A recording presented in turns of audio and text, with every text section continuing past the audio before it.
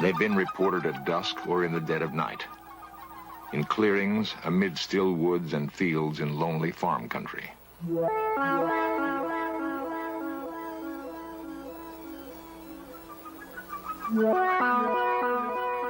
Sometimes they come in silence, sometimes with quiet thunder. Often they leave marks in the earth, signals of their passing. They've been seen but fleetingly, and their extraordinary presence creates a frightening mystery. In fields from West Virginia through Wisconsin to Oregon are the beginnings of answers.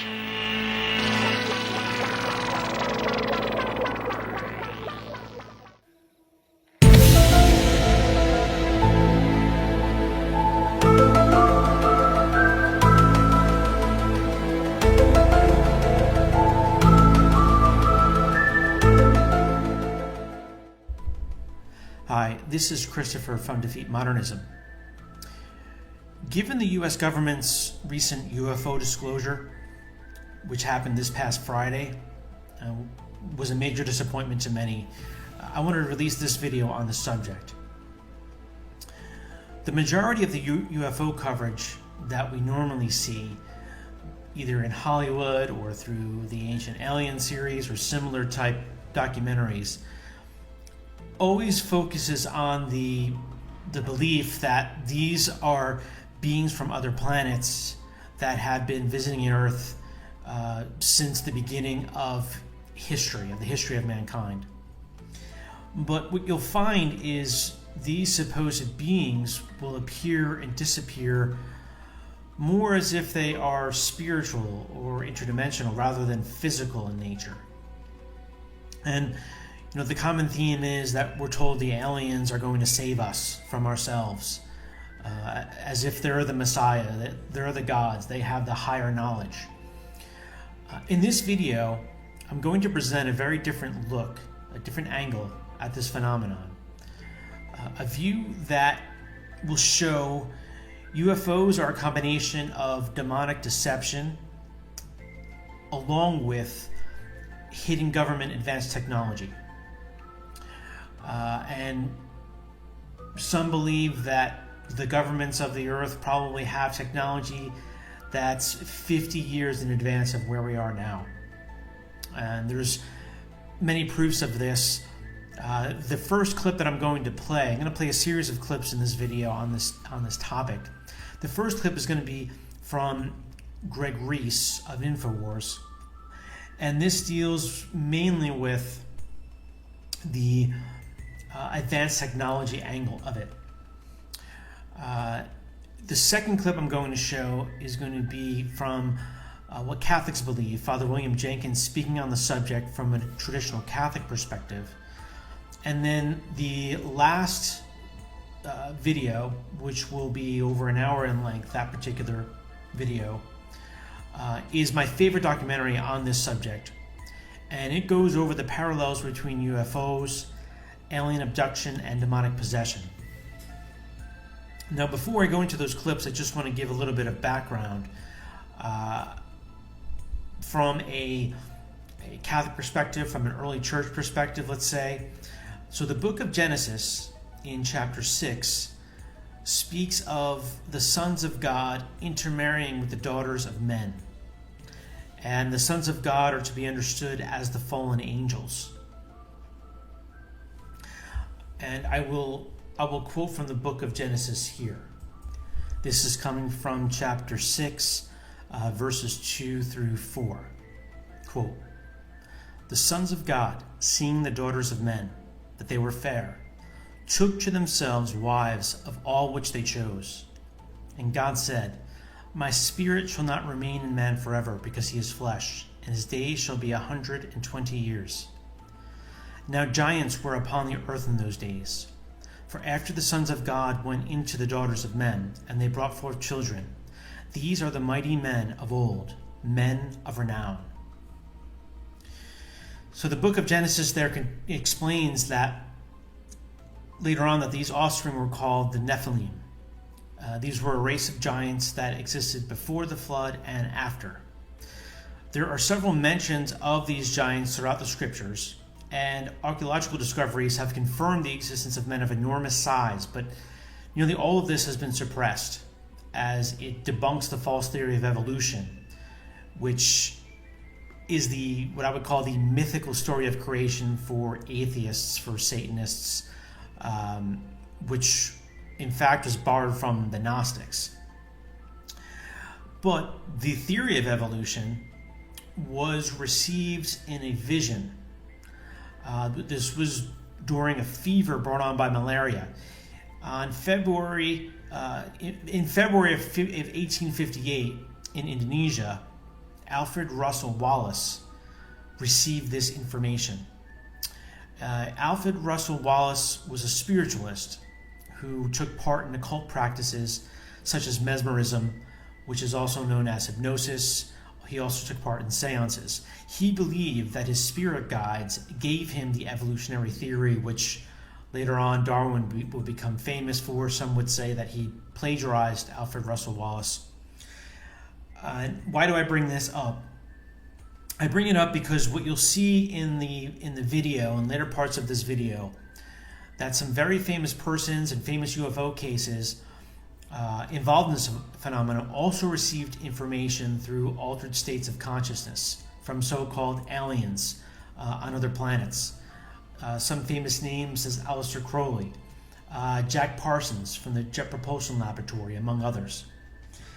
And in many of these supposed visions or transmissions from these aliens and other planets, they deny Christ, or they denigrate him in some way, putting him on the same level as, let's say, Buddha, Krishna.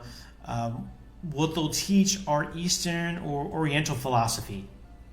So, are we really to believe that these advanced beings from millions of light years away traveled all that way to Earth just to contradict Christ and then appear and disappear as if they're ghosts or spirits?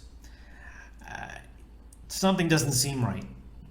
Now, I'm going to conclude this opening commentary on the subject with a few quotes from the Fathers of the Church on the passage in Genesis chapter 6 that I'd read earlier on the Nephilim.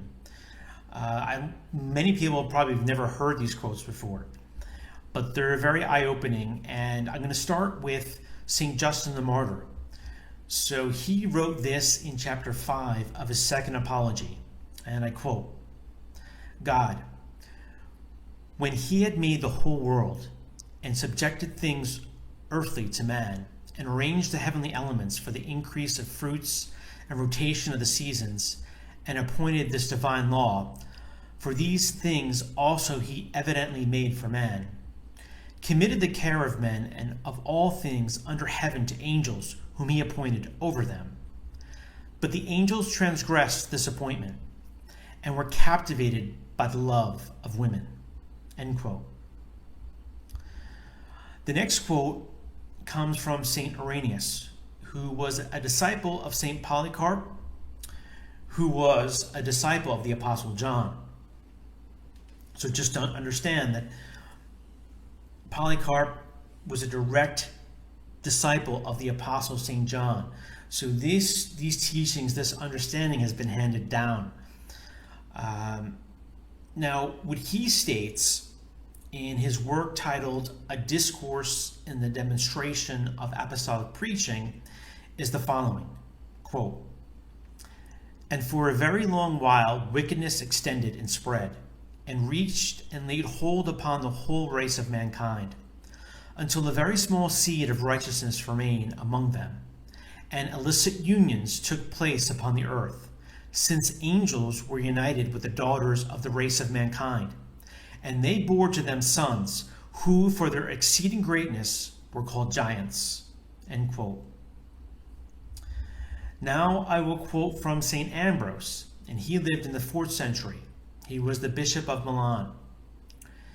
In his work titled On Noah, he states, quote, "The giants, Nephilim, were on the earth in those days. The author of divine scripture does not mean that those giants must be considered according to the tradition of poets, as sons of the earth, but asserts that those whom he defines with such a name, because of the extraordinary size of their body, were generated by angels and women." End quote. Saint Clement of Rome, in the work Clementine Homilies, which is said to be a dialogue between him and the Apostle Peter, says the following, quote,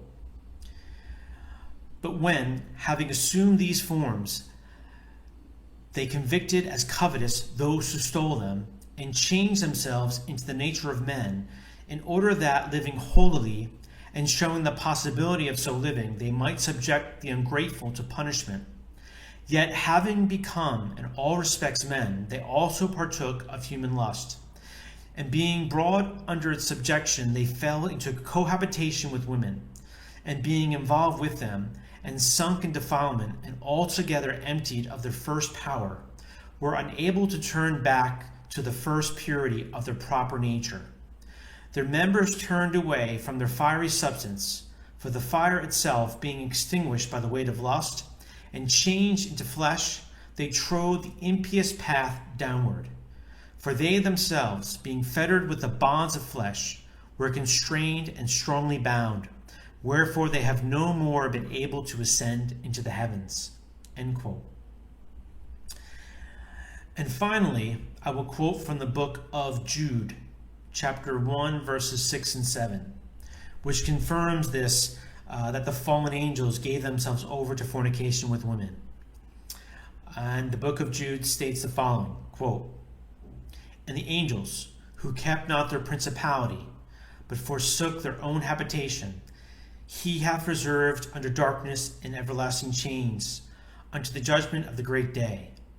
As Sodom and Gomorrah, and the neighboring cities, in like manner, having given themselves to fornication, and going after other flesh, were made an example, suffering the punishment of eternal fire." End quote.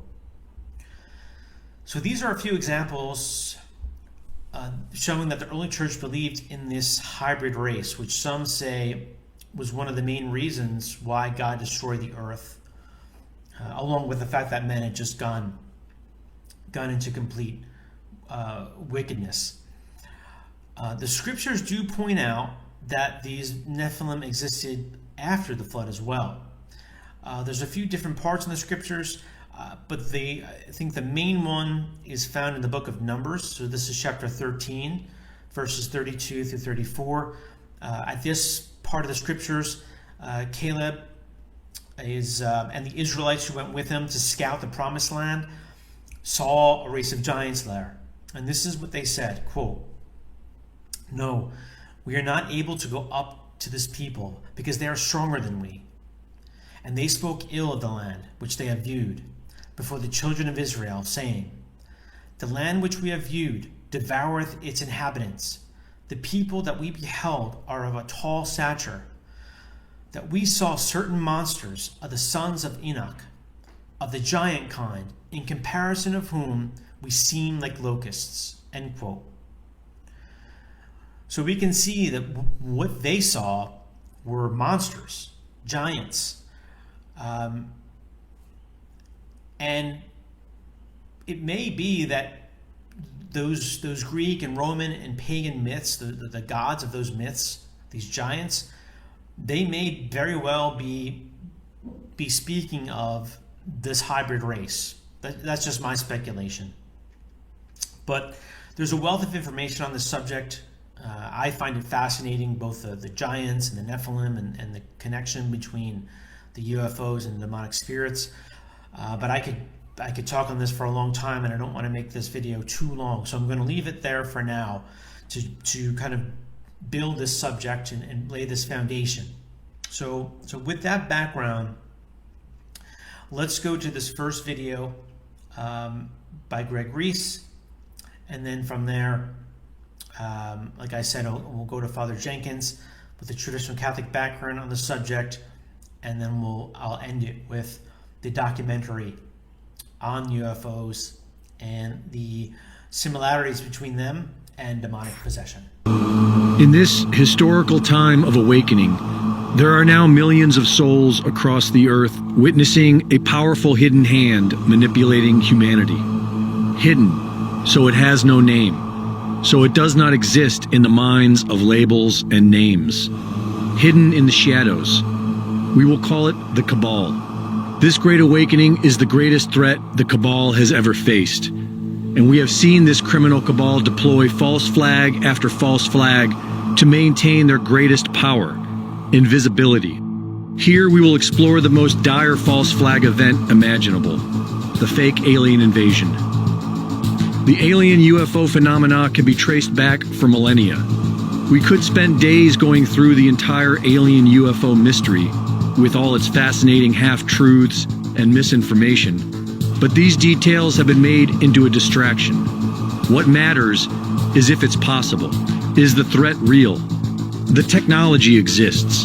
Before World War II, Nikola Tesla died, and we are told by the FBI that his groundbreaking technologies disappeared.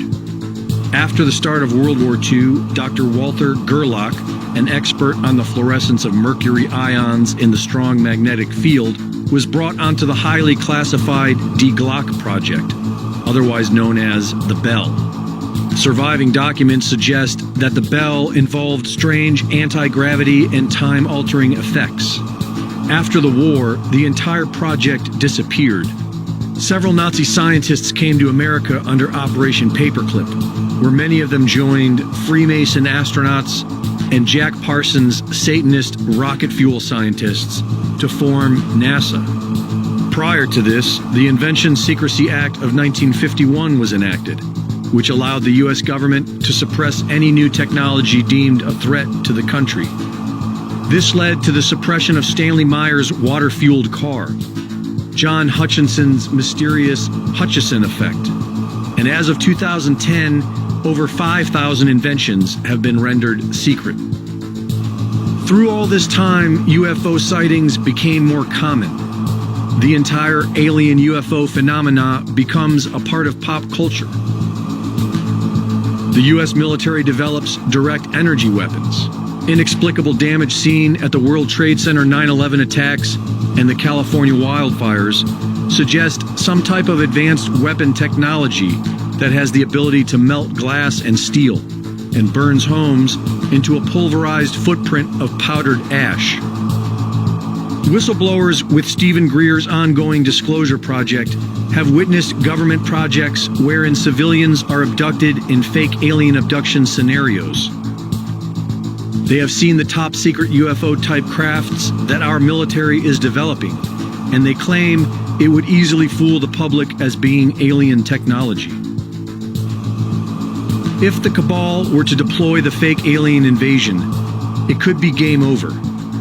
The mask mandates have revealed how easily compliant the population is.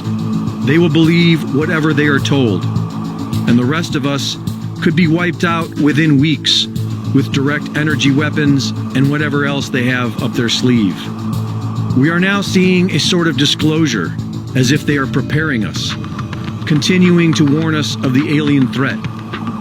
We know the Cabal has the will to do this, and it seems they have the means as well.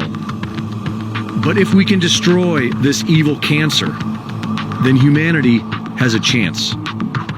For Infowars.com, this is Greg Reese.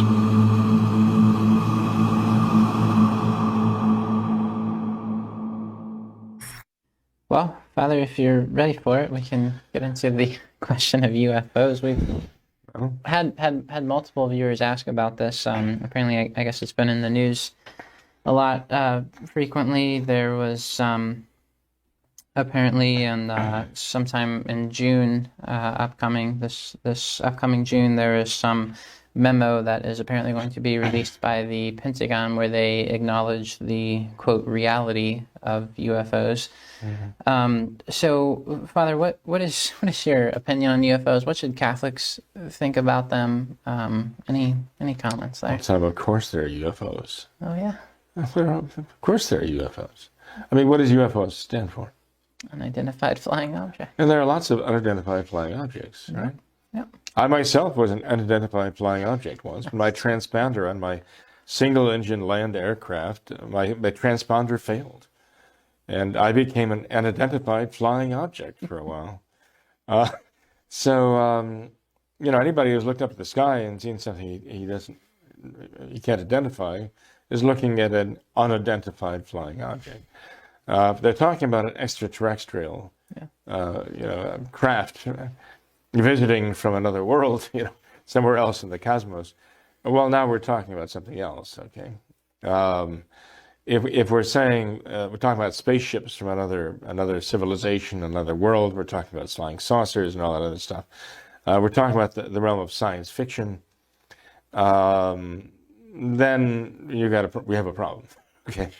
That we have intelligent life elsewhere in the universe, far developed beyond our own technology, able to cross the light years and the vast distances of space and all of the challenges and come and visit our world. Well, now we have a different question of extraterrestrial intelligence, visitors from other planets. There's been talk for some time now of panspermia, of the fact that the idea that life came to Earth from another planet, and either it was blasted from the surface of Mars by a meteor impact, or actually deliberately brought by some other intelligent life and planted here to see what would grow. There are all kinds of theories about that, and it's all the result of a very fertile imagination. There's an enormous amount of effort made to find other planets, exoplanets, and to speculate about what kind of life could grow on those things. But it all depends. That all depends upon the idea of evolution.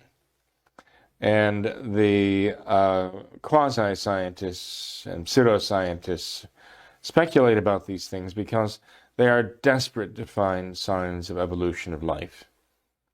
The idea of finding some kind of quasi-life form, proto-life form on Mars, on the moon, wherever we can look for it, creates headlines. Immediately a blast of headlines that, my goodness, the Mars rover found this evidence of life on Mars. And then the headlines disappear because it amounts to nothing. It was just sensationalism. But the idea is clear. They want to plant in people's minds that life evolves without any divine intervention, without any divine creativity, without any divine design. It just happens from inorganic matter. So the evolutionists have a great stake in this thing. And not only evolutionists, but atheists and all those who rely on evolution to somehow justify their ideology. They have a great stake in this. Those who want to destroy Christianity. And just, not only the divinity of Christ, but even the idea of divinity, except for man. Or whoever, shall we say, devised man in their laboratory on Planet X, whatever it is, they have a stake in all this. And of course, Satan has a stake in all this, a very big stake in all this. Now, as somebody who's always been interested in astronomy, and I grew up, fascinated with dinosaurs and all that, right? I still find it all very fascinating, but I believe that this current almost rage growing into a craze of UFOs, and this now the military-industrial complex getting involved in this, is all part of a scam. I really do believe it. It's all part of a scam. I believe it's all part of the fact that we have developed technology to the point where this is all very credible.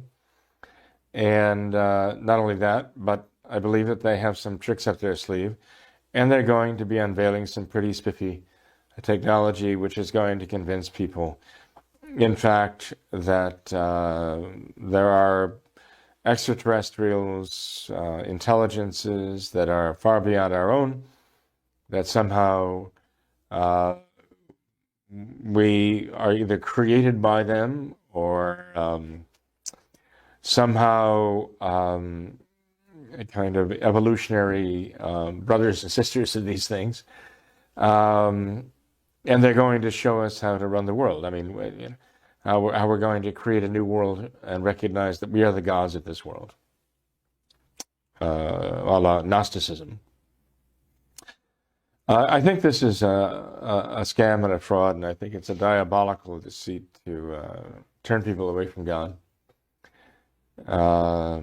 make them deny their Creator, and make them deny that they are created by a knowing and loving, infinite God, and redeemed by our Lord Jesus Christ. They're going to pull something. They're going to try to find a way to pull all of this together.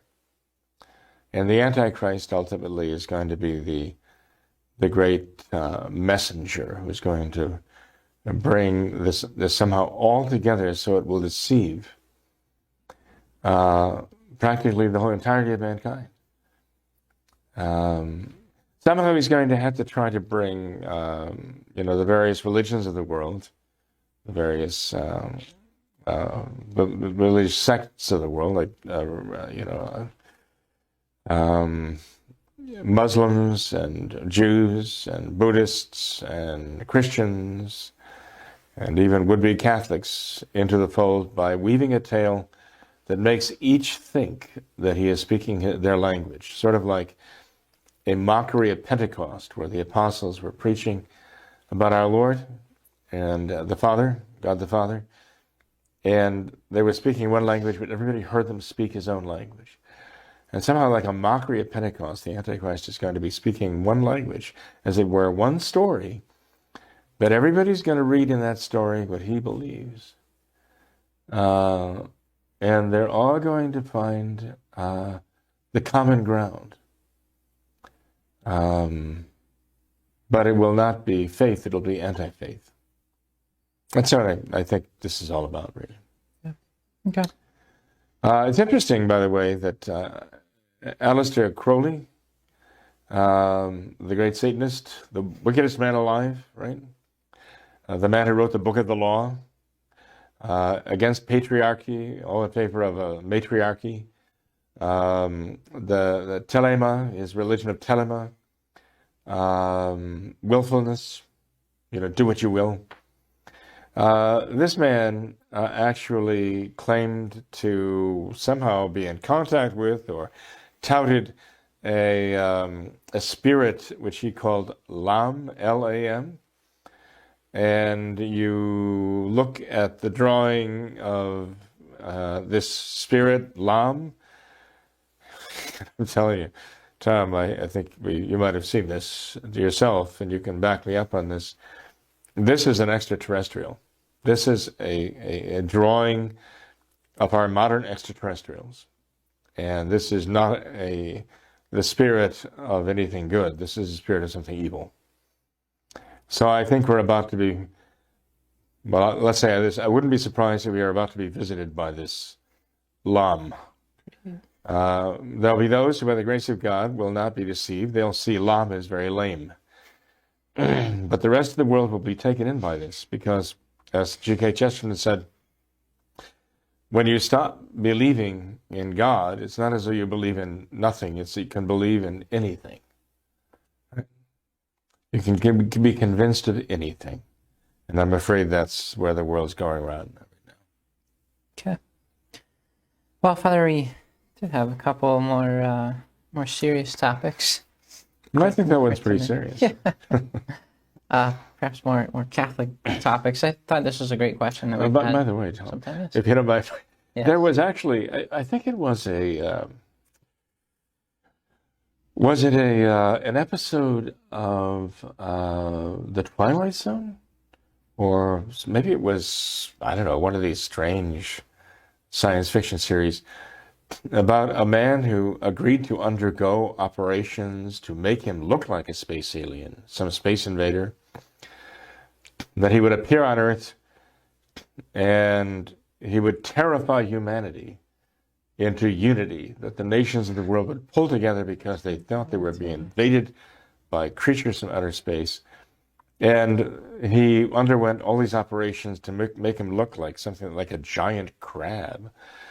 And they simulated some landing of the spacecraft, and he emerged from the spacecraft, and they just shot him. Sounds like the Twilight Zone. And that was the end of that. And I don't know whether One Step Beyond or one of those old shows that featured the bizarre, the paranormal. But this idea, of somehow uniting humanity around a common fear of invasion, in this case, perhaps uniting humanity about a common hope of invasion. This has been ripe in the human imagination for some time now.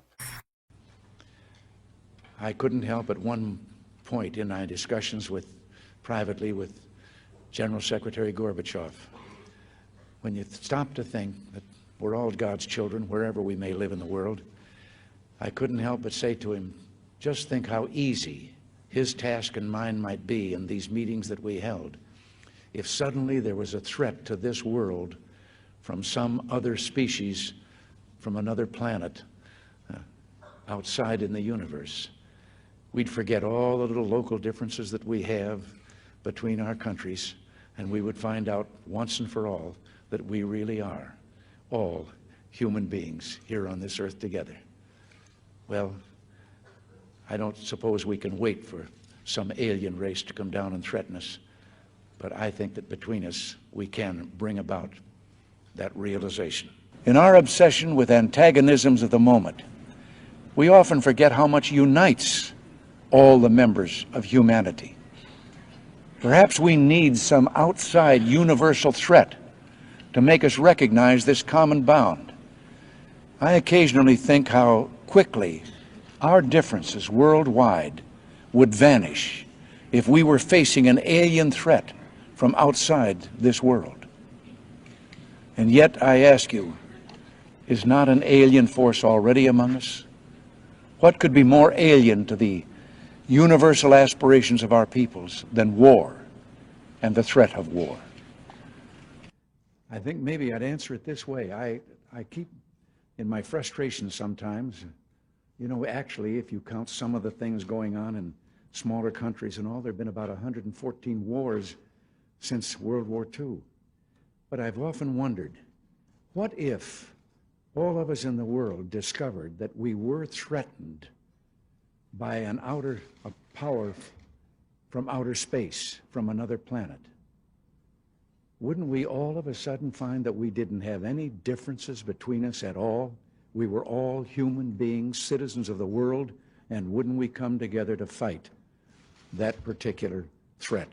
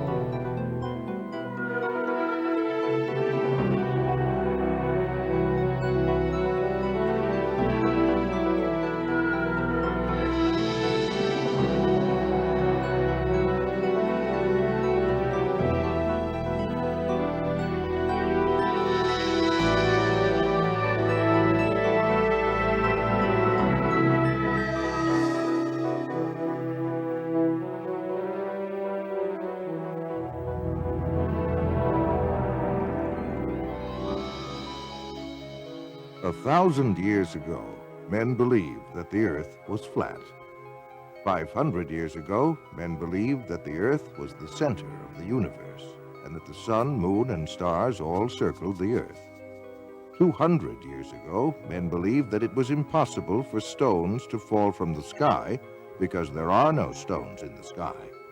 Meteorites, they argued, were merely stones on Earth that had been struck by lightning. 100 years ago, men believed that man could never fly. Bishop Bright said that flying was reserved for the angels. His two sons, Wilbur and Orville, later proved their father wrong. 50 years ago, Sir Harold Spencer Jones, the director of the Greenwich Observatory, predicted that man would never set foot on the surface of the moon. It's one small step for man, one giant leap for mankind.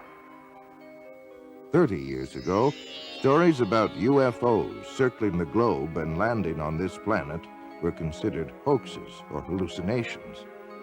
Yet more than 15 million witnesses, equipped with photographs, movies, videos, physical records, and scientific data, have proven again that man can be wrong. Most people today envision UFOs to be exactly as they are portrayed in most science fiction films and books. This is, of course, a relatively recent conception that has been stimulated perhaps by our expanding knowledge of outer space. But strange sights appeared in the skies long before spaceflight or manned flight of any kind was possible. And in each century, these visions took on identities that tell much about the worldview of those who saw them. Alexander the Great and his army, for instance, were harassed by a pair of flying objects in 329 BC. Most of the soldiers fled the scene, but some of the hardier men stood their ground and tried to hit the discs with their arrows and with stones from their slings. In 1492, just 4 hours before discovering land, Christopher Columbus saw a bright glowing object come out of the sky, go into the water, and travel slowly through the water very close to the ship that he was on. Engraved onto a French token minted in the 1860s is a disc-shaped flying object that experts say may have commemorated a daytime UFO sighting. The great British astronomer Edmund Halley of comet fame also saw a series of unexplained aerial objects in March of 1716. One of them lit up the sky for more than 2 hours and was so brilliant that Halley could read a printed text by its light. There were sightings in 1897 of a lighter-than-air ship that had propellers, porthole windows, and brilliant searchlights which it directed at the ground. One night during the summer of 1948, Clyde W. Tombaugh, the astronomer who discovered the planet Pluto, was sitting in the back of his home at Las Cruces, New Mexico. He and several witnesses, including other members of his family, watched a strange glowing craft move overhead.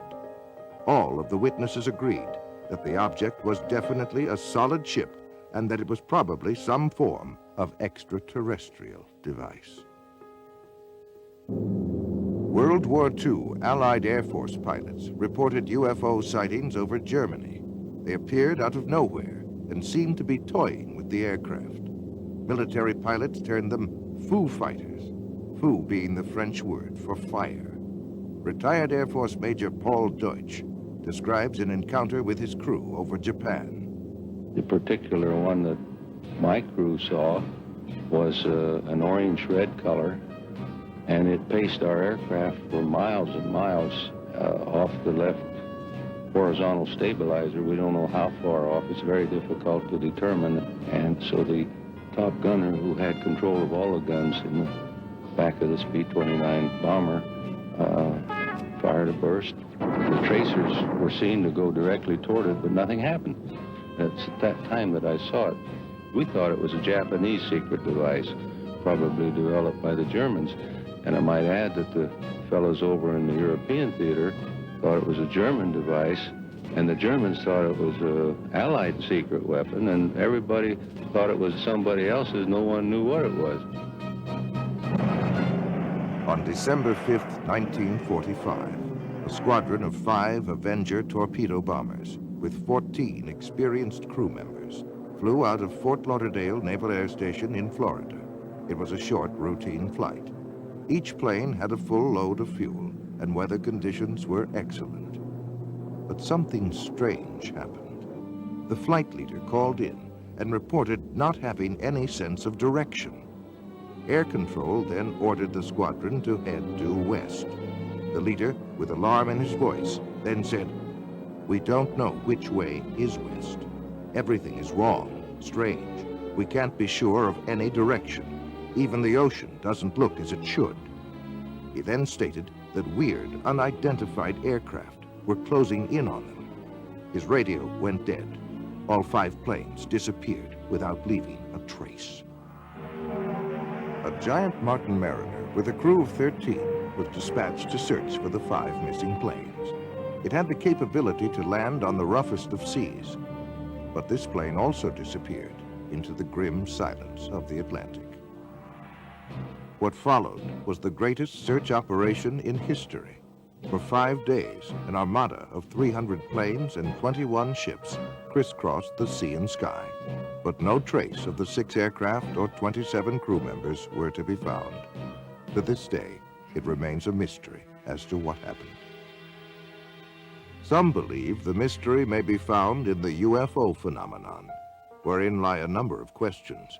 Could UFOs possibly be real? If so, what intelligent forces are behind them? What are their intentions? Are they hostile, friendly, or merely curious? Where do they come from? Do they originate on Earth, or do these machines and creatures come from somewhere out among those mysterious winking stars in the black vastness of space? Orson Welles comments.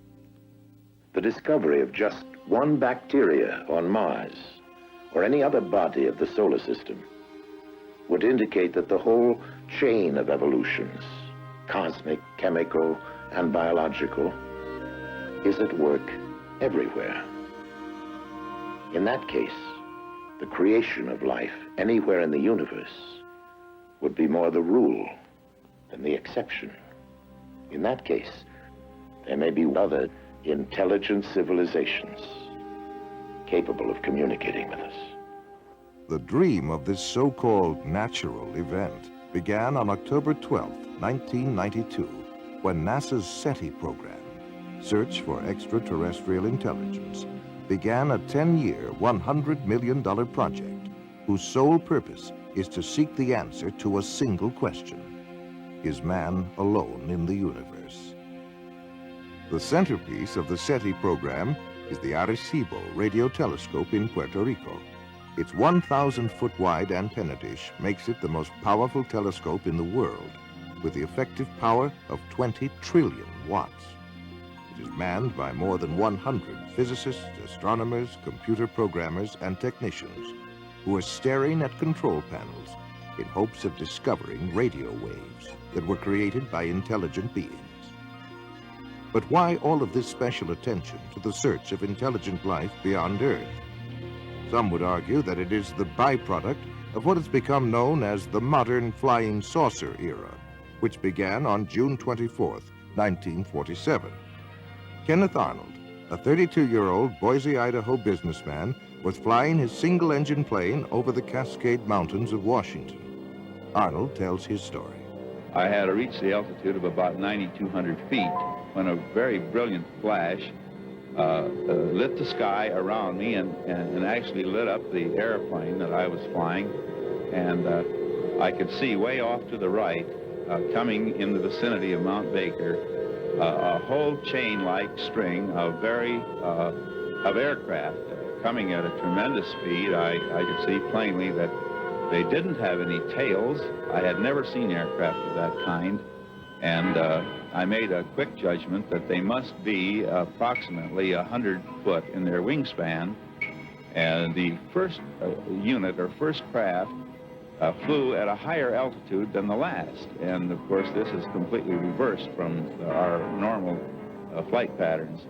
I had a good fix with Mount Adams, and I thought I'd try to clock their speed between Mount Rainier and Mount Adams.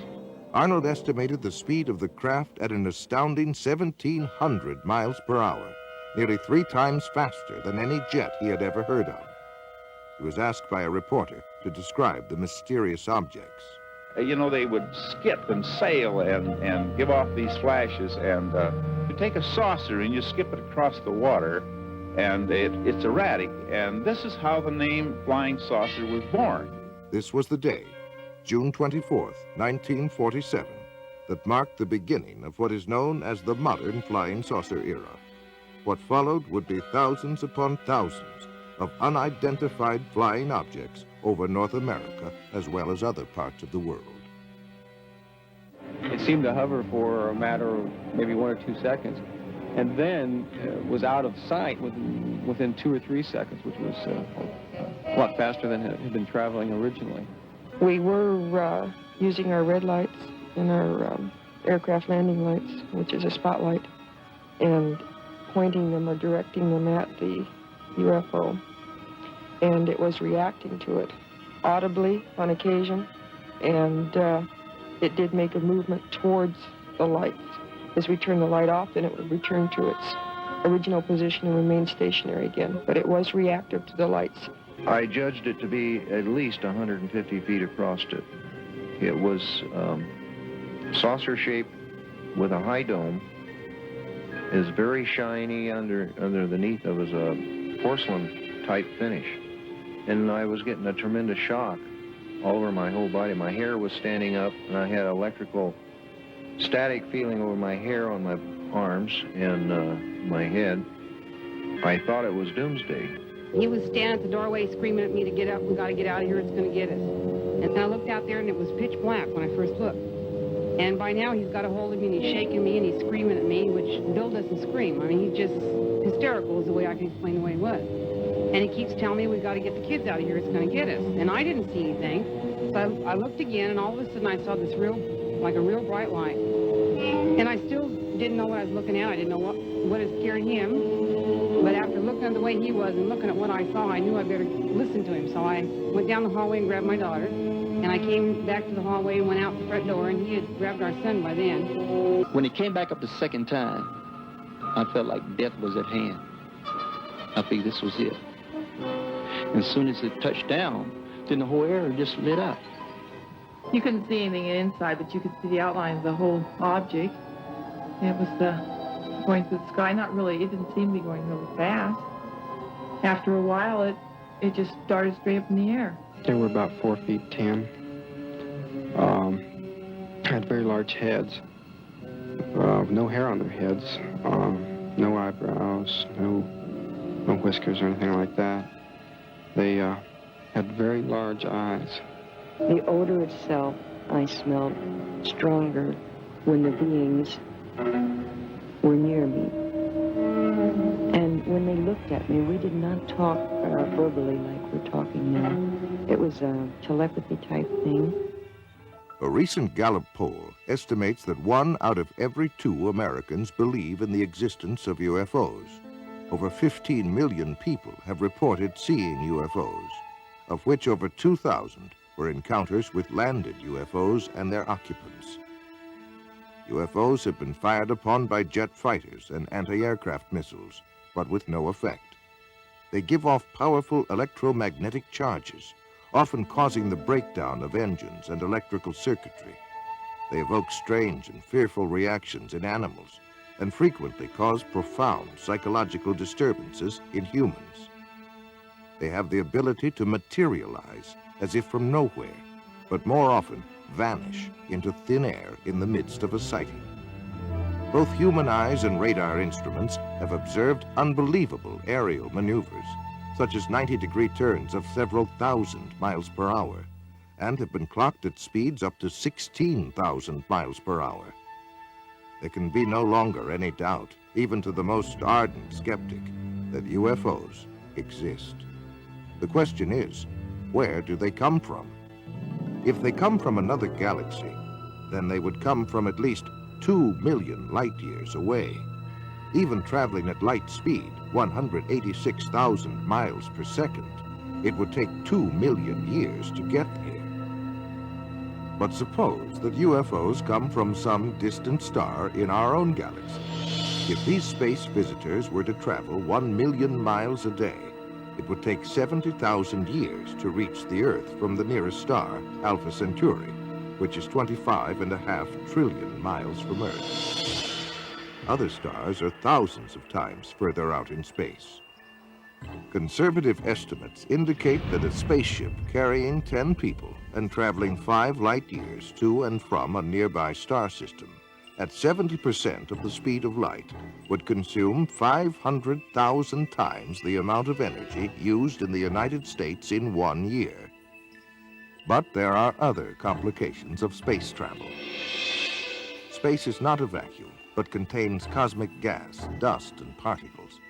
Nobel Prize winner Professor Edward Purcell of Harvard points out that a space vehicle traveling at the speed of light would collide with this space material in the form of radiation and with the impact of several hundred atom smashers. On the afternoon of January 7th, 1948, an unidentified flying object was sighted over Godman Air Force Base at Fort Knox, Kentucky. The base tower sent 4 F-51 jets to investigate. The flight leader, Captain Thomas F. Mantell, reported seeing the object, and at 3:15 p.m., he broke away from the formation in pursuit of the object. A few moments later, he radioed the tower. "I'm closing in now to take a good look. It's directly ahead and above, and still moving at about half my speed. The thing looks metallic and of tremendous size. I'm going up to 20,000 feet, and if I'm no closer, I'll abandon chase." Those were the last words that Captain Mantell ever spoke. Later in the day, his body was found in a nearby field, the wreckage of his plane scattered for half a mile around. There were many other sightings that year. In July 1948, it was reported from Strategic Air Command in San Antonio to FBI Director J. Edgar Hoover that an unidentified aircraft was seen by an Eastern Airlines pilot, co-pilot, and 1 or more passengers flying over Montgomery, Alabama. The aircraft was reported to be of an unconventional type, without wings, and resembled generally a rocket ship of the type depicted in comic strips. It was reported to have had windows, to have been larger than the Eastern Airlines plane, and to have been traveling at an estimated speed of 2,700 miles per hour. It narrowly missed a collision with the Eastern Airlines plane. And from an FBI memorandum dated March 14, 1949, comes this report. Flying discs are believed by the Air Force to be man-made missiles rather than some natural phenomenon, and that as much as 4 years ago, it was learned that some type of flying discs were being experimented upon by the Russians. It was further determined that most all of the flying discs seen by persons in the United States approached this country from a northerly direction and returned in the same direction, indicating a strong possibility that they are coming from Russia. On the evening of July 19, 1952, Senior Air Controller Harry G. Barnes at National Airport in Washington, D.C., picked up 7 slow-moving objects on his radar scope.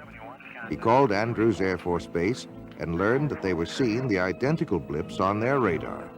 A pair of F-94 Air Force jets were soon searching the skies over Washington, where they found nothing.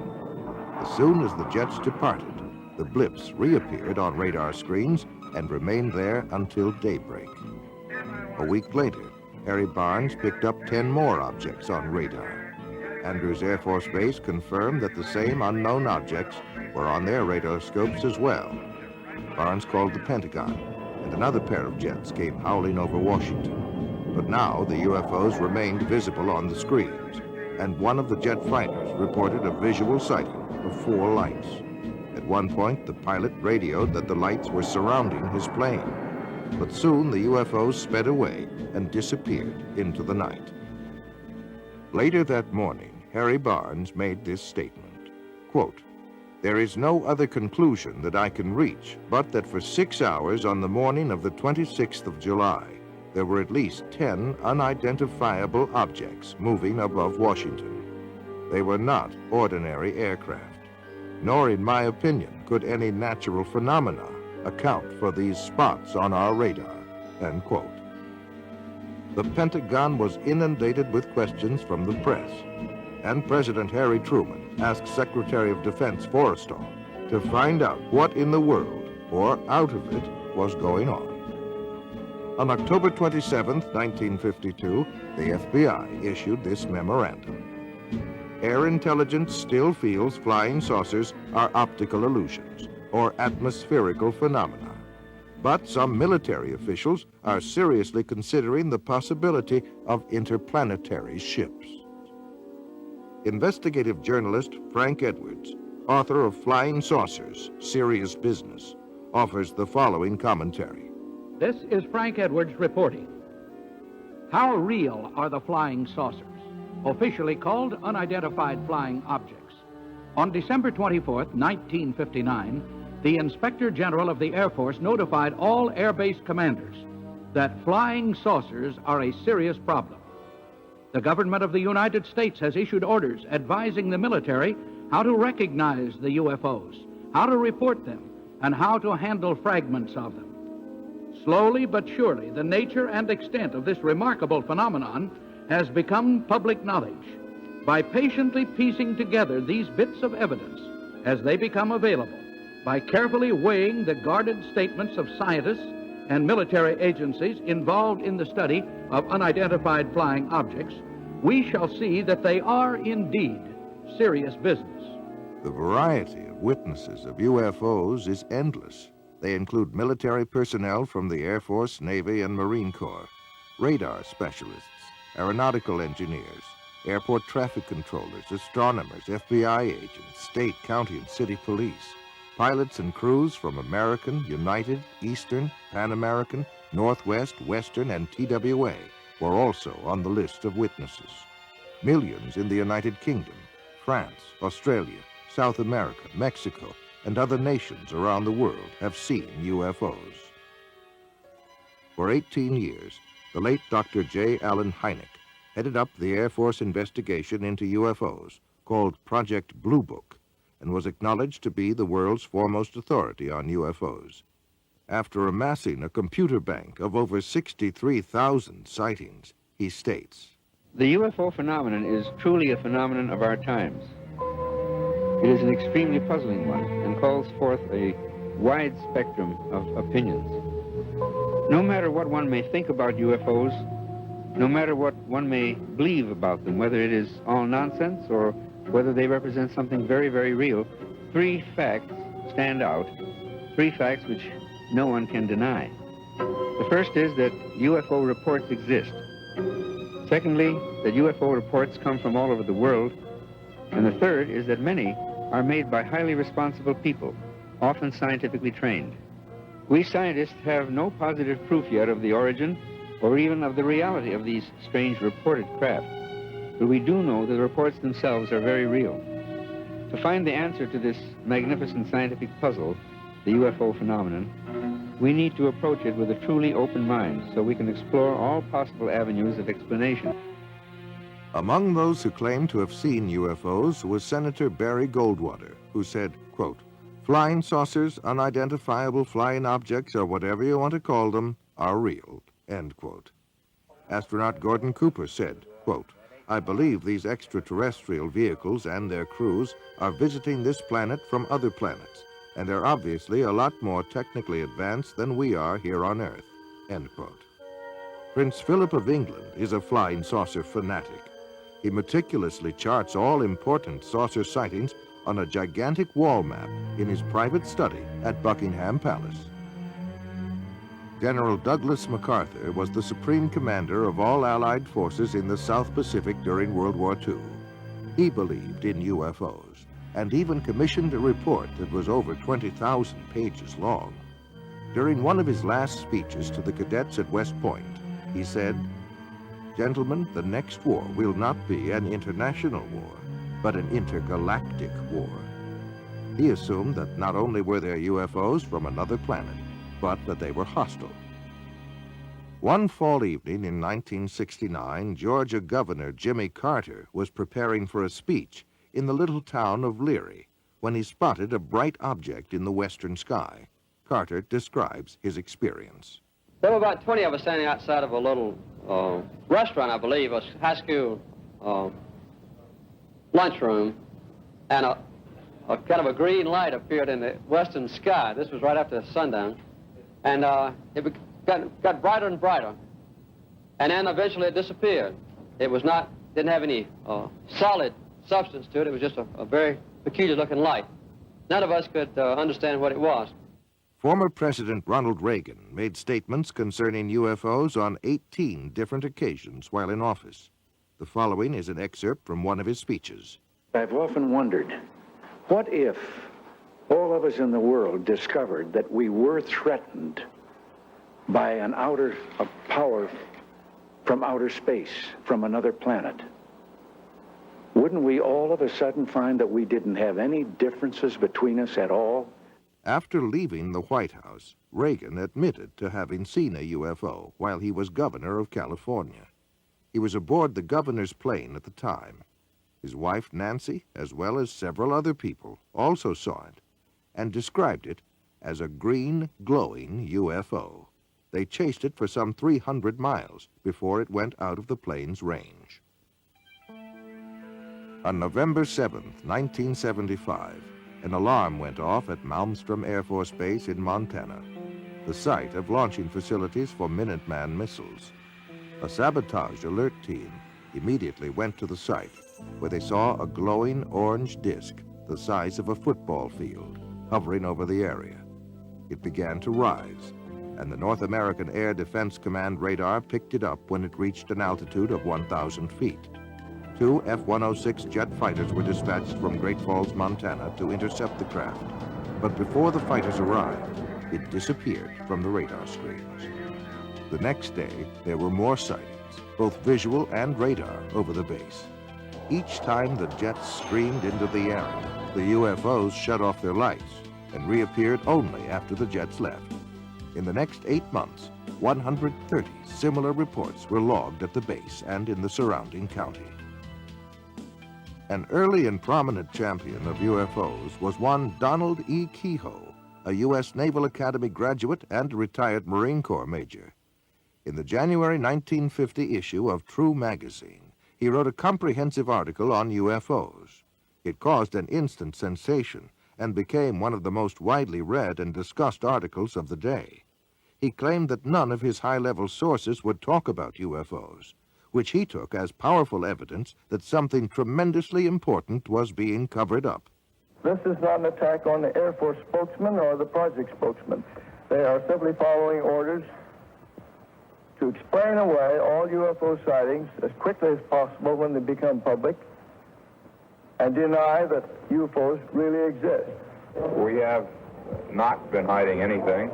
The investigations have been made public.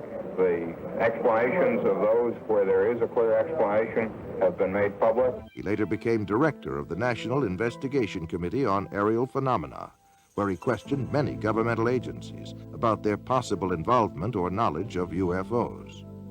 The following is an excerpt of a letter from the FBI in answer to one of Major Kehoe's inquiries. In response to your letter of September 22, 1958, this Bureau does not have information on unidentified flying objects which can be released. This does not imply that this Bureau has information concerning unidentified flying objects which cannot be released. Possible communications with extraterrestrial vehicles from another planet, should the unidentified flying object prove to be an extraterrestrial, is not a function of the Federal Bureau of Investigation.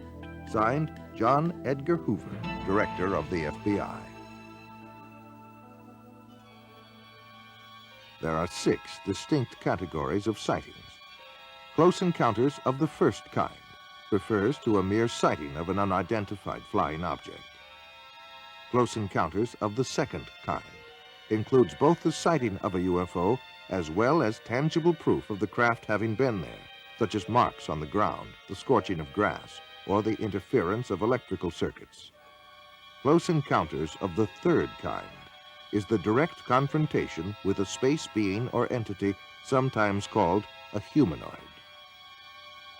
Close encounters of the fourth kind involved alleged abductions by UFOs, where people claim to be involuntarily taken on board a UFO, usually for experimental purposes.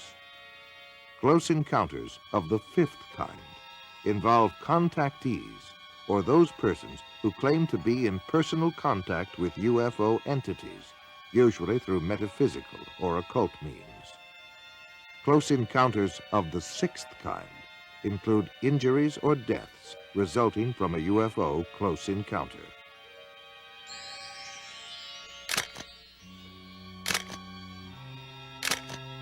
One of the greatest waves of UFO sightings in modern history came in 1965, with more than 500 cases reported during the summer months alone. One such case was near Ann Arbor, Michigan, where 50 people and 12 police officers in 3 counties reported having seen objects flashing across the pre-dawn skies. That evening, 87 female students at Hillsdale College near Ann Arbor watched an object flying around and flashing bright lights for a period of about 4 hours. Life magazine said, "Call them what you will, flying saucers, unidentified flying objects, or optical illusions, they are back again and seen by more people than ever before. Last week, the manifestation seemed almost to have reached the proportions of an invasion." In Washington, House Minority Leader Gerald Ford called for a full-blown investigation. Thus, the first congressional hearings on UFOs began as a closed-door session on April 5, 1966. Their conclusion was that a major university be given the job of researching the UFO phenomena. The job was given to the University of Colorado, and Edward Condon, professor of physics, would serve as chairman of the group. After much research, a 1,465-page report was completed by 36 authors at a cost of more than $500,000. The report was summed up under the section titled Conclusions and Recommendations. It states, "Our general conclusion is that nothing has come from the study of UFOs in the past 21 years that has added to scientific knowledge. Careful consideration of the record leads us to conclude that further extensive study of UFOs probably cannot be justified in the expectations that science will be advanced thereby." On April 17, 1966, Sheriff's Deputies Dale Spower and Wilbur Neff had just investigated an accident when they noticed a glowing object about 1,000 feet above the ground in eastern Ohio. They then began pursuit at speeds of nearly 90 miles an hour. The third officer, Wayne Houston, was listening to their radio and joined the chase. 85 miles later, they pulled into a service station for refueling, where they met patrolman Frank Panzanella, who had also been tracking the UFO. The officers all stood together, watching the object hover to the east. At that point, the object shot upward at great speed and disappeared. Project Blue Book was called in to investigate. The official Air Force version was that at least 5 experienced police officers, one of them a veteran air crewman, had conducted an hours-long high-speed chase of the planet Venus. For more than 20 years, from 1948 through 1969, the United States Air Force was in charge of investigating UFO reports. The first study, established in 1948, was called Project Sign. Its conclusions were that UFOs were real and estimated them to be interplanetary craft. The Pentagon rebuked the report, calling it science fiction fantasy. The next report, called Project Grudge, was established in early 1949 and would proceed in secrecy. The critics of this investigation complained that the Air Force wanted to control all research on UFOs and that its mandate seemed to deny or explain away all sightings. Project Grudge did not last long and was officially dissolved in December of 1949. However, there had been many recent UFO sightings in New Mexico, so the Air Force launched a new study known as Project Twinkle. An observation post was set up in New Mexico and was armed with cameras, telescopes, and other optical equipment. They waited, and after a year of frustration, the Air Force terminated Project Twinkle. It was not long after this that the government began a new policy of cooperation with the press by issuing regular releases about sightings and investigations. This was followed by a boom year of over 1,500 reports in 1952. The Air Force then established a task force codenamed Project Blue Book, which was to become the most systematic of all studies done by the Air Force. Witnesses received an 8-page questionnaire, photographs were analyzed, and field interviews were conducted. Investigators monitored aircraft flights and checked weather records. On the whole, the Project Blue Book team successfully weeded out UFO reports that were obvious hoaxes or those that could be attributed to natural phenomena. However, for those cases that remained unsolved, investigators had two choices: admit that they had failed to identify the object or embrace any remotely feasible explanation. Project Blue Book was terminated in 1969. It concluded that little, if anything, has come from the study of UFOs, and that the least likely explanation of UFOs is the hypothesis of extraterrestrial visitations by intelligent beings. On the evening of October 25, 1973, a young Pennsylvania farmer, Stephen Pulaski, and at least 15 other witnesses saw a bright object hovering over a field near them. Stephen grabbed his rifle and went to investigate. It was then that he noticed something walking along by the fence.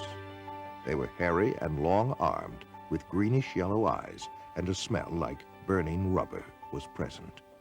Stephen sensed that these creatures were not friendly and fired a tracer bullet over their heads. And when they kept on coming, he fired directly at one of them. The creatures then all disappeared into the woods, and the glowing object disappeared from the field instantaneously. UFO researchers as well as a state trooper were called in to investigate. When they arrived, the people there told them that Stephen had been growling like an animal and flailing his arms. His own dog ran toward him, and Stephen attacked the dog. Stephen then collapsed, and after a time began to come to his senses. The entire group commented on the nauseating, sulfur-like odor that was present. One of the earliest references to a spacecraft is probably that found in an ancient Egyptian account, some 1,500 years before Christ. One of the characteristics of that craft was the foul odor that emitted from it. The Amityville Horror was based on a factual account of what happened to a family in Amityville, New York. An irritating and nauseating odor seemed to accompany the presence of the ghost or spirit entity that entered there from time to time. Whitley Strieber wrote of his abduction experiences in his book, Communion. He said he could smell their presence and that it smelled like sulfur. On October 11th, 1973, Charles Hickson and Calvin Parker were fishing when a strange craft descended and hovered near them. Parker passed out, and Hickson was paralyzed, but was able to continue observing what was happening. Two entities then emerged from the craft and picked Hickson up by his arms and carried him inside the ship, where he was thoroughly examined. He was then taken back to where they had been fishing on the riverbank. When the two fishermen went to the sheriff's office to report their story, they were interrogated and then left alone in a room with a hidden microphone. The recording of their conversation revealed that both men were quite frightened by their experience. The emotional trauma had been so great to Parker that after Hickson left the room, he began to pray. Ultimately, he suffered a nervous breakdown as a result of his experience.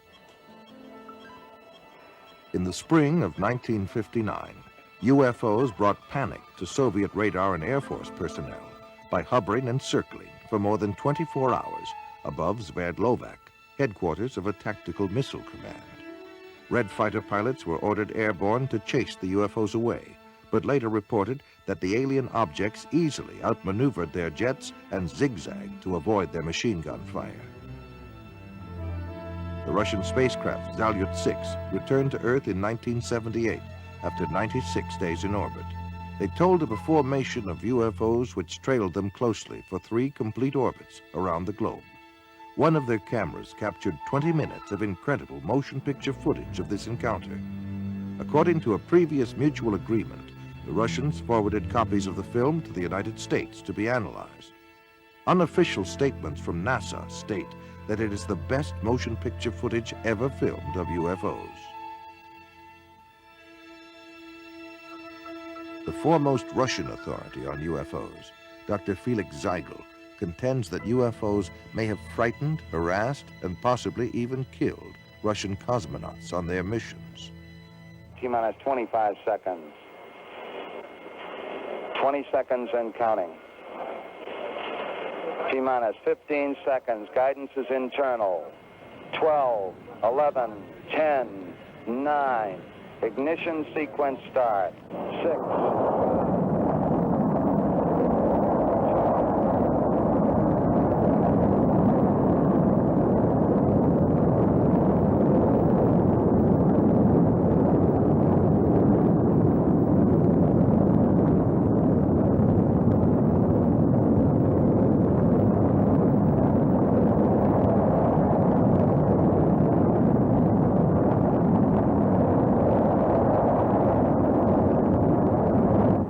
On at least 6 space missions, United States astronauts have encountered UFOs. Journalist Frank Edwards records the following incident. As Major Cooper was making his final orbit of the Earth in May of 1963, he was approaching Perth, Australia. Suddenly, Major Cooper radioed down to the tracking station that he was being approached by a greenish glowing disk with a faint red glow on one side. It was traveling east to west, which no man-made satellite does. 200 persons at the tracking station watched the object on the gear there. They saw it approach Cooper. Then it veered away from him and sped on out into space. It was only the first of many such cases. Every American astronaut since Gordon Cooper has also been approached by unidentified flying objects. And each time the UFOs come closer to the astronauts, and each time they remain a little longer. In 1965, Major Edward McDivitt photographed one of these objects near the capsule in which he was orbiting the Earth over the Pacific Ocean. And the photograph, as released by the National Aeronautics and Space Administration, clearly shows a bright egg-shaped thing which leaves a visible trail from its propulsion system. The more we study the evidence that is being assembled all over the Earth, the more inescapable the conclusion that man had best prepare himself for the greatest event in human history, the realization that we are about to contact or to be contacted by sentient beings from elsewhere in the universe. The late General Douglas MacArthur said that this confrontation would be the greatest challenge man ever had to face.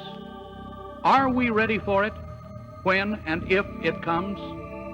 Frank Edwards reporting. Gemini 5, 10, and 11 have all had similar encounters. So convinced was astronaut Edgar Mitchell of the existence of UFOs that he retired from the U.S. space program to devote full time to UFO investigation. During our first mission to the moon, Mission Control recorded the following broadcast of strange noises that were heard on the Apollo 11 spacecraft.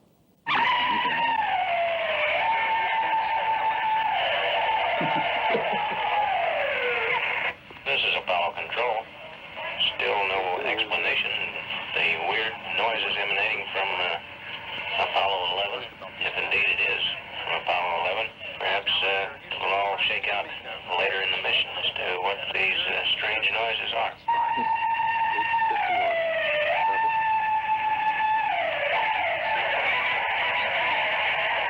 NASA says UFOs have reportedly dogged the U.S. space program since the very beginning.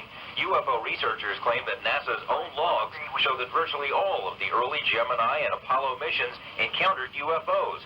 NASA has explained most of these sightings as space debris or solar flares, but some of its own astronauts have disagreed. UFO sightings have been reported by James Lovell, James McDivitt, Wally Schirra, Deke Slayton, Gordon Cooper, and others.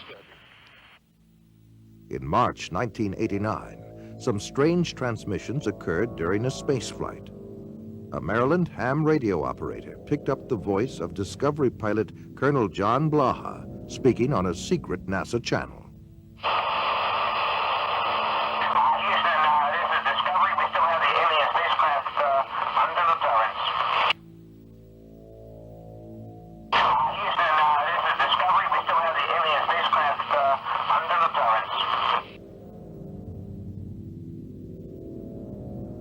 Dr. J. Allen Hynek explains one alternative theory that we might be dealing with something from another dimension.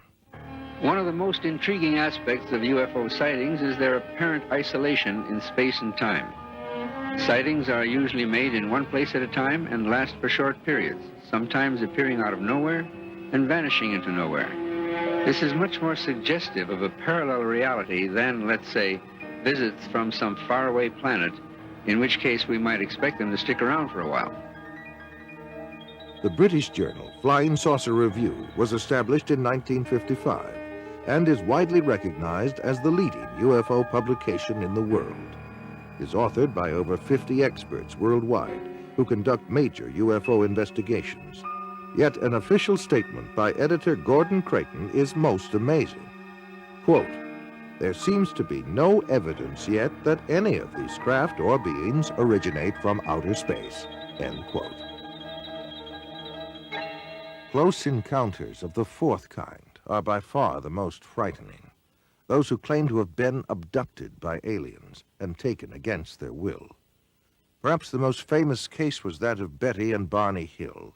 Their story began on the night of September 19th, 1961, as they were returning to their New Hampshire home from a vacation in Canada. They saw a distant point of light which seemed to move erratically. As it moved closer, it became more intense. Betty Hill remembers. This craft left the top of the mountain, came out of the highway, and stopped in midair. Barney took the binoculars and started out of the car in an attempt to identify the craft. And as he did this, he saw a group of figures standing in the windows looking down at him. One was saying to him, "Don't be afraid. Keep looking, stay there. Don't be afraid. No harm's going to come to you, but stay there." And the craft started to descend. And Barney ran back to the car, saying we had to get out of there. They were going to capture us. And we took off speeding down the highway. They made it home without further incident. But in the days and months that followed, they experienced nightmares, flashbacks, and extreme anxiety. They were also unable to account for more than 2 hours between the time they first encountered the UFO and the time they reached home. Where had the missing time gone? What had happened? They sought out a psychiatrist, and through hypnosis, Betty and Barney Hill narrated a tale much stranger than the one that had been lodged in their conscious minds. Barney put on the brakes, the car motor died. They separated, came up on each side, took us out, took us in a path through the woods, took us on board, gave us physical examinations. We were being kidnapped. Betty Hill remembers being able to offer a detailed description of her alien abductors. They were all shot. The leader, I would say, was my height, or just a little taller than I am, and I'm 5 foot. They were bald, no hair, no eyebrows, no eyelashes, and no earlobes, no ear, we could say. Very large eyes, very small, flat nose, thin slit for men. Betty Hill said that they were most interested in human sexuality and that they communicated through a form of telepathy that sounded like a voice loud and clear inside their heads. Bud Hopkins has written several books on UFOs, including Missing Time and Intruders. He is one of the foremost experts on abduction cases, otherwise known as close encounters of the fourth kind. And now we've come to the conclusion that abduction, of their involvement with human beings, that this is the center of the entire UFO phenomenon, and that actually when people have UFO sightings, it's very possible that what they're seeing is something on its way to or from an abduction of somebody. They're not just flying around up there, they are interested very profoundly in human beings. Whitley Strieber claims to have been abducted by alien beings on more than one occasion and wrote of his experiences in his best-selling book, Communion. I've had, since I wrote Communion, over 55,000 letters from people around the world who've had this similar things that think they have happened to them, and we still get about 200 a week.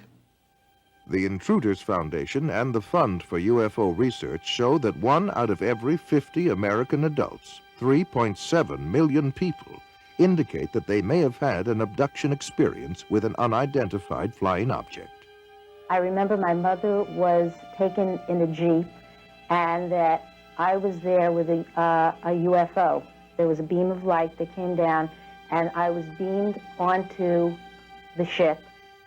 These experiences sound crazy. It sounds impossible. It is impossible according to our physics, but we often use hypnosis to help flesh out all the recollections. A top scientist, Dr. Leo Sprinkle, conducted a 5-year study of 82 persons who reported UFO experiences. Most of them were able to relive the experience through hypnosis, and all suffered severe psychological disturbances afterwards. They claimed to have been taken inside spaceships and examined by humanoids who communicated telepathic messages to them. Dave Hunt is an investigative journalist and has authored 18 books. His research and consulting expertise takes him around the world. Cal State University, Long Beach. And again, I forget the names of the scientists there who were working on this, and this is a number of years ago now. They did research, and they took people at random. And unless you're going to say everybody's been abducted, they took people at random and who had no such idea, no indication they'd ever been abducted. And they hypnotized them, took them into a deep state, then suggested that they were being approached by a UFO, asked them to describe it. Their description was the same as the others. They suggested, you're being taken aboard, or what do the entities look like? And they came up with similar descriptions. And then when they're taken aboard, they're, what's happening to you? I'm getting a medical examination, you know, or... In his book, Secrets of the UFOs, ufologist Don Elkins made the following observation. I have found that some people can achieve the contact phenomenon simply by being hypnotized, and the same general message permeates over 90% of the millions of words received by thousands of people around the world. No one knows what hypnosis is. No one knows what goes on in the mind. It's an altered state of consciousness like yogis and witch doctors have been practicing. It loosens the normal connection between your spirit and your brain, and of course if the hypnotist can control you, make all kinds of suggestions, make you think things are happening that are not happening, make you think you have powers that you don't, experiences that you haven't, even implant memories. Other beings, if there are other minds out there, they could also do the same thing. Sir John Eccles, Nobel Prize winner for his research on the brain, describes the brain as, quote, a machine that a ghost can operate, unquote. What he means by that is your spirit operates your brain in a normal state of consciousness. In an altered state, reached under yoga, a TM, hypnosis, you have loosened the normal connection between your spirit and your brain, and that allows another spirit, other entities, other minds to interpose themselves and begin to tick off the neurons in your brain, create a universe of illusion. I believe that it's demonic. I think all of the evidence indicates this. Some people claim that by allowing themselves to be put into an hypnotic trance, they are acting as a channeling device in which the extraterrestrial being speaks through them. The following is an actual sampling of those messages. We come from the Interplanetary Confederation of Solar Systems, and our purpose is to aid our brother man on the planet Earth as the new age dawns. The teacher that was known to you as Jesus was able to use many more of the abilities than the people of this planet. Unfortunately, man upon planet Earth has misinterpreted the meaning of this man's life. He was no different from any of you. He was simply able to remember certain principles. These principles may be realized by anyone at any time. It is only necessary that you avail yourself to our contact through meditation in order to begin to re-realize that which is rightfully yours, the truth of the creation and the truth of your position in it. Know ye not that ye are gods? We have been puzzled at times by the inability of the people in general of this planet to be awakened to this simple truth.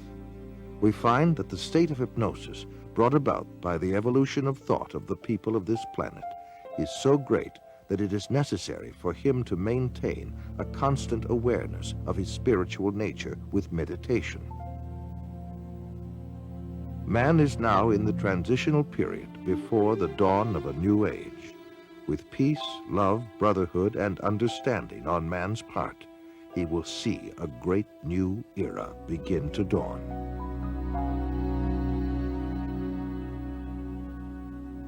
In his book, Flying Saucer Pilgrimage, Bryant Reeves summarizes his findings in this statement. From our analysis, the teachings of the space beings appear to support many of the principles taught in Oriental philosophy by seers of the Far East. UFO researcher John Weldon then offers this question. How credible is it to think that literally thousands of genuine extraterrestrials would fly millions of light years simply to teach New Age philosophy, deny Christianity, and support the occult?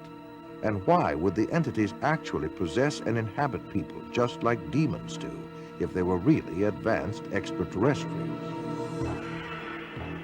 Dr. Pierre Guérin, an eminent scientist associated with the French National Council for Scientific Research, concludes that UFO behavior is more akin to magic than to physics as we know it, and that modern UFOnauts and the demons of past days are probably identical.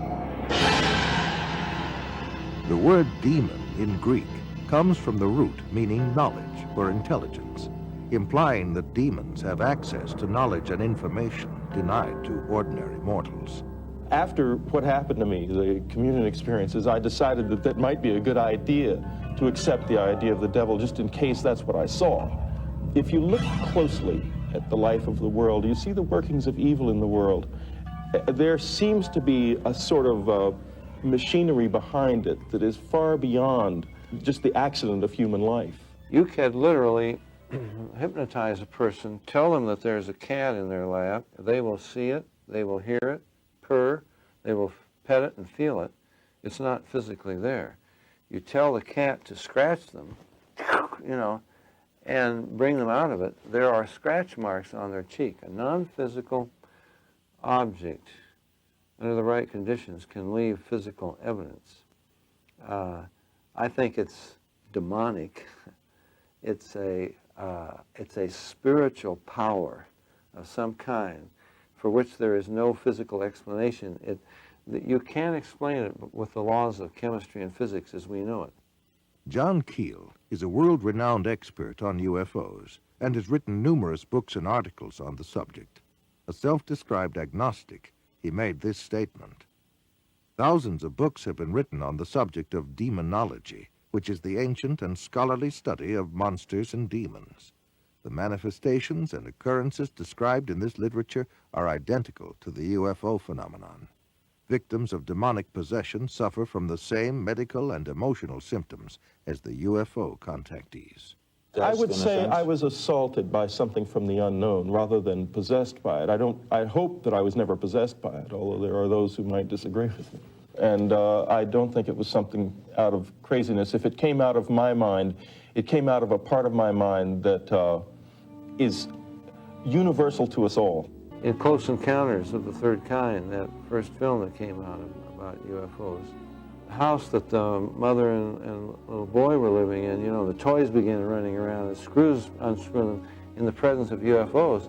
What the film was saying was the same people that run UFOs run haunted houses. And I would say that's absolutely true. In 1969, the United States Printing Office issued a 400-page publication entitled UFOs and Related Subjects, an Annotated Bibliography. The author was the senior bibliographer for the Library of Congress, Miss Lynn E. Cateau. During her research, she read over 1,000 articles, books, and other literature. She summarizes her findings in the preface of the bibliography. A large part of the available UFO literature is closely linked with mysticism and the metaphysical. It deals with subjects like mental telepathy, automatic writing, and invisible entities, as well as phenomenon like poltergeist manifestations and possession. Many of the UFO reports now being published in the popular press recount alleged incidents that are strikingly similar to demonic possession and psychic phenomenon that have long been known to theologians and parapsychologists. This document was compiled for the United States Air Force and is now in the Library of Congress. Dr. Jacques Vallée has addressed the United Nations on UFOs and was the model for Lacombe in Steven Spielberg's Close Encounters of the Third Kind. He is the author of 8 books on UFOs and has been widely recognized as the premier investigating scientist in the realm of UFO research. In his book, Messengers of Deception, Vallée says, an impressive parallel can be made between UFO occupants and the popular conception of demons. And in his book, Confrontations, he writes, the medical examinations to which abductees are said to be subjected, often accompanied by sadistic sexual manipulation, is reminiscent of the medieval tales of encounters with demons. He also made this statement, I believe that when we speak of UFO sightings as instances of space visitations, we are looking at the phenomenon on the wrong level.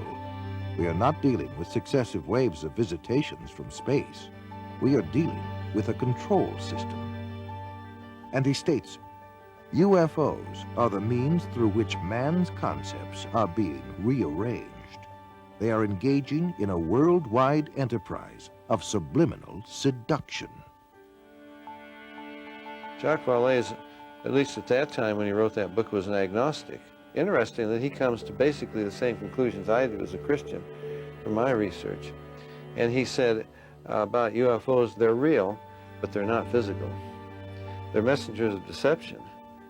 And this was based on his research of about 20 years.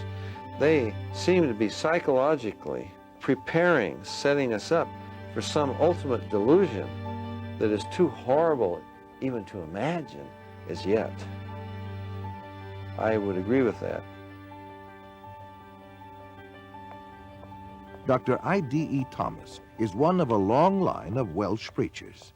He is currently the senior pastor at the First Baptist Church of Maywood, California, and has authored several books which have enjoyed wide circulation. In his book, The Omega Conspiracy, Dr. Thomas explains the phenomenon of unidentified flying objects and offers an explanation that could identify the beings who operate them. As incredible as his explanation may sound, let us regard the ancient saying of Heraclitus, who 500 years before Christ said, because it is sometimes so unbelievable, the truth escapes becoming known. The answer to all this and the clue to this cosmic riddle may be found in the ancient book of Genesis. And back there in chapter 6, we are told of a very amazing and bizarre event. The sons of God saw the daughters of men and saw that they were beautiful, and they lusted after them. And then we read they married them and sired children from them. For the past 1,500 years, most scholars, including evangelical scholars, have interpreted the sons of God as the good sons of Seth, and the daughters of men as the wicked daughters of Cain. They've adopted that interpretation because the other one is so bizarre and outlandish. The ancient interpretation, and in my opinion the correct one, is that the sons of God were demonic beings or fallen angels, and that they came down to earth, they lusted after the daughters of men, they married them, and produced this amazing progeny, this hybrid progeny of the Nephilim. And the very word Nephilim does not mean giants. It comes from the root Nephal, fallen ones. The early Christian fathers in the first 4 centuries, men like Irenaeus, Tertullian, Ambrose, for 400 years they knew no other interpretation except that the sons of God were angelic beings. Josephus, the cosmopolitan Jewish historian, says the same thing. We read in the book of Job that when God laid the foundation of the earth, the sons of God shouted for joy. Obviously, the sons of God could not be human beings. Adam had not been created. If this was a case of just mixed marriages between good men and wicked women, it is surprising that God should have issued the fire of judgment that he did. God took this stern action of wiping out the human race. Now, the only family that were left intact in order to re-establish, repopulate the new world was the family of Noah. Noah, we are told, was perfect in his generations. The word perfect does not mean, in this case, morally perfect, because we know from the story of Noah, and especially what happened after the flood, that Noah was not perfect. What it means is like a lamb for the paschal sacrifice, that lamb had to be without blemish, physically pure, without blemish. So it seems was the case of Noah, the only family that remained uncontaminated from these strange beings that appeared from space. The only line that was pure and clean from God's standpoint to start a new world and a new civilization. Jesus said, as in the days of Noah, so in the days of the coming of the Son of Man. Of all the patriarchs and prophets of the Old Testament, the key to prophecy above all others is Noah. And something happened in the days of Noah that was a distinctive characteristic of Noah's time that didn't happen before or after. Wars and famines and pestilences and natural disasters have always happened. But something happened in the days of Noah, and the most sinister and bizarre of all the things that happened was this intermarriage between the angelic race and the human race. And of course, the mastermind behind it all was another angel, a fallen angel, Lucifer. Now, we believe that as they came in those days, we may very well be on the edge of another invasion from outer space, that Satan will once again make another attempt, maybe the final assault on the human race, in order to wean men and women away from the worship of God. He has tried before, he will inevitably try again. And by seducing the human race, by sending these so-called entities from space, demonic beings, he will try to get people all over the world to worship him and to deprive God of the worship that is due to him. Fortunately, we know what the end result is going to be. But this final or omega assault that will come at the end of time may trigger the coming back of Jesus Christ to rescue his own. Satan has failed before, and the Bible predicts he will fail again. We are told quite emphatically in God's word that the kingdoms of this world shall become the kingdom of our God and of his Christ. Satan will make the attempt, but our God, greater is he that is in you than he that is in the world.